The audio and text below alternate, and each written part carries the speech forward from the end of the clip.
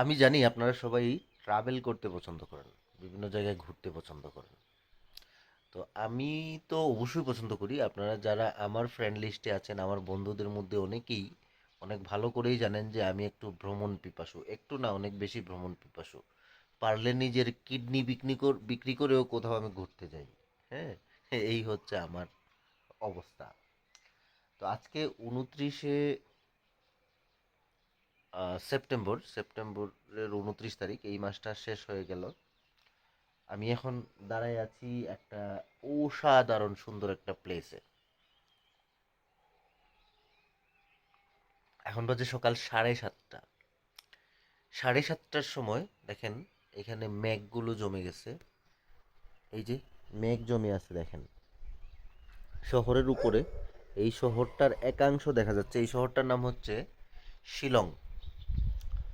মেঘালয় রাজ্যের রাজধানী বলা হয় এই শিলংকে। শিলং শহরটা নিঃসন্দেহে অনেক সুন্দর। এখানে আল্লাহর 12 মাস কিন্তু শীতল থাকে, প্রচণ্ড ঠান্ডা থাকে। কখনোই এখানে তীব্র আমাদের বাংলাদেশে, আমাদের সিলেটে কিংবা বিভিন্ন এলাকায় যেরকম তীব্র গরম থাকে, শিলংয়ে কিন্তু এরকম কখনোই গরম হয় না। সবসময় কিন্তু এদের ওখানে কোথাও কিন্তু ফ্যান দেখা যায় না, এটা হচ্ছে কথা। আমি এখন যে রিসোর্টটায় উঠছি, এটার নাম হচ্ছে শান্তি সরোজ। তো এটা আমি agoda.com থেকে এটা নিছি। agoda.com থেকে এটা আমি বুকিং করছিলাম। তো আমার কাছে মনে হয়েছে যে 3 স্টার মানের এই রিসোর্টটা অনেক চমৎকার। রিসোর্ট না, এটা হোমস্টে বলা যায় আর কি। এখানে বেশ কয়েকটা রুম আছে আর ফ্যামিলি ফ্রেন্ডলি। আমি যেহেতু ফ্যামিলিদের নিয়ে আসছি, সেহেতু ফ্যামিলি ফ্রেন্ডলি লিখে আমি ফিল্টারিং করে বুকিংটা করছিলাম।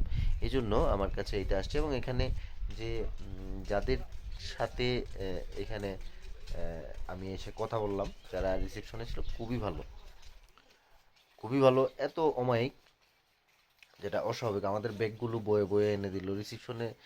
বসে থাকা খুব স্মার্ট ছেলে মেয়েগুলা, ওগুলা দেখা গেল যে আমাদেরকে ব্যাগগুলো আমাদেরকে আসতেই আমাদের ব্যাগগুলো গাড়ি থেকে নিয়ে একদম আমাদের যে রুমে সেখানে এনে বলল আমরা কি কি, মানে ওদের ভাষা কিন্তু আরেক রকম। ওদের ভাষা আর মানে হিন্দি ও ওই রকম ওরা বলে না।